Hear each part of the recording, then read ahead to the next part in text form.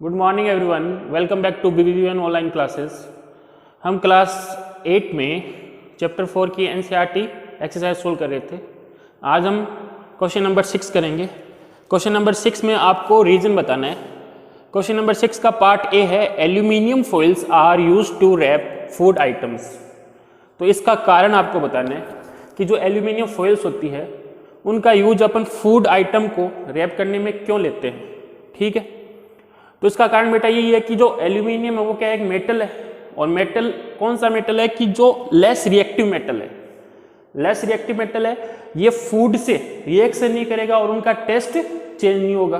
तो एक कारण तो इसका ये है कि ये फूड से रिएक्शन नहीं करेगा क्योंकि ये लेस रिएक्टिव मेटल है और उसका टेस्ट चेंज नहीं होगा। दूसरा कारण ये है कि ये मेलेबल है ना।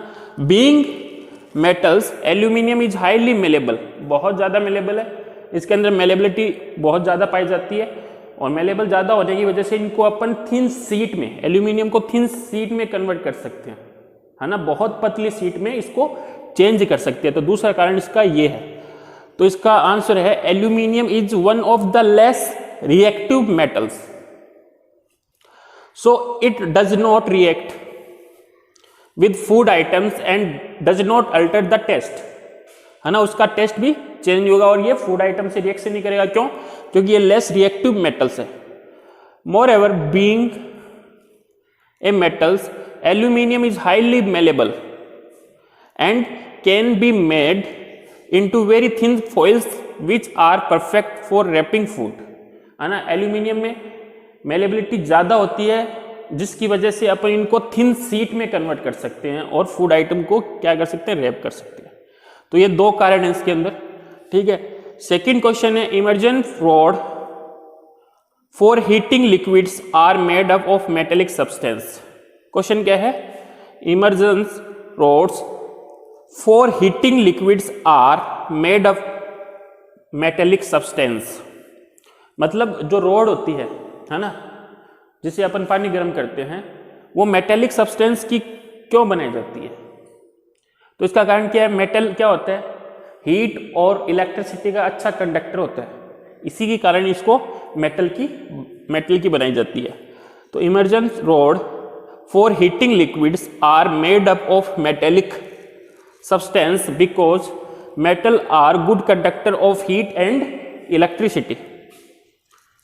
The immersion rod needs electric supply to get heated and in turn to heat liquids। और अपने को पता है कि पानी जब गर्म करते हैं तो अपने को क्या चाहिए, उसके लिए इलेक्ट्रिसिटी चाहिए।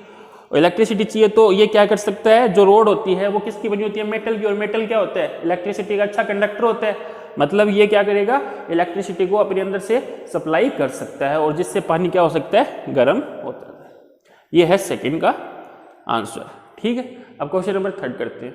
हाँ देखिए स्टूडेंट, पार्ट सी अपना है copper can not displace zinc from its salt solution. कि कॉपर जिंक के सोल्ट सॉल्यूशन में से जिंक को डिस्प्लेस नहीं कर सकता।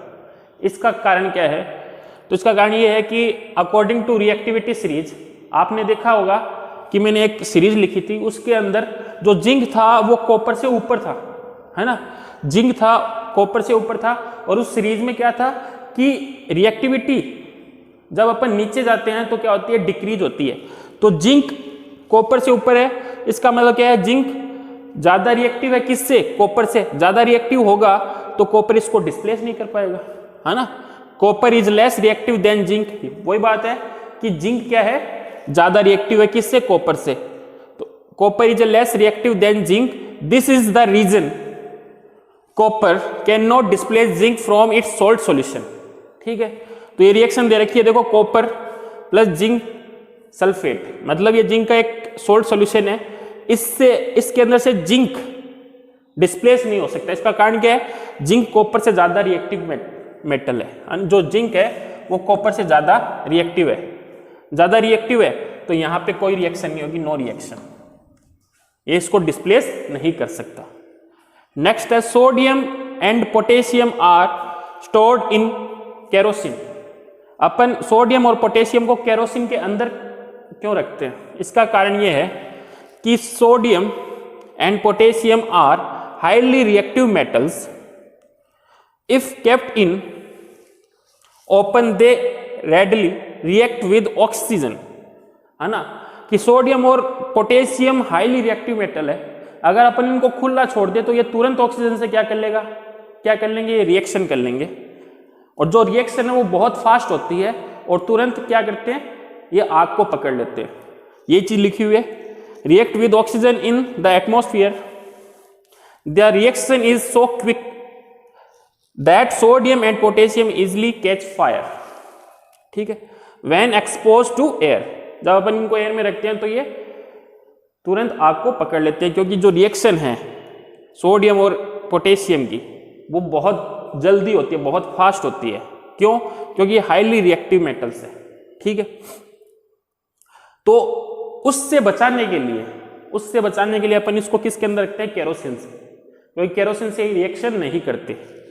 To prevent accidentally fire they are stored in kerosene, तो अपन किसके अंदर रखते हैं इनको, केरोसिन के अंदर। केरोसिन से ये रिएक्शन नहीं करते, तो इसका कारण ये है क्योंकि ये हाईली रिएक्टिव मेटल्स है। ठीक है, तो ये अपना क्वेश्चन नंबर 6 कंप्लीट हुआ।